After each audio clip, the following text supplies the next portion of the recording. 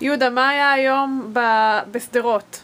הרבה דברים יפים, עשינו ניקיון, ניקינו את העיר. מתי? אתמול. אתמול? כן.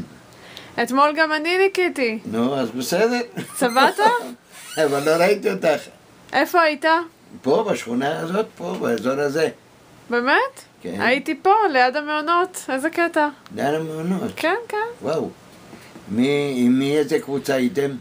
עם קבוצה של מז'יק, בהרבה ממעורבות חברתית בספיר. כן. והיינו איזה 18 חבר'ה.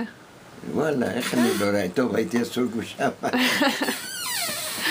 הייתי עסוק שם. בכל העיר עשינו ככה, היה נחמד. נכון. היה באמת נחמד. יש תמונות כבר. כן, אני לא הספקתי, לא צילמתי ולא צילמו אותי. איך? בחיי שלא. יהודה, אתה עכשיו? קפצתי ממקום. בתור יהודה משדר, אתה צריך לשדר. עכשיו כן, עכשיו בכלל. ברגע שיהיה לי כבר את האתר שלי מסודר, החיים שלי ישתנו. יאללה, מעולה. אז בוא נתחיל. כן.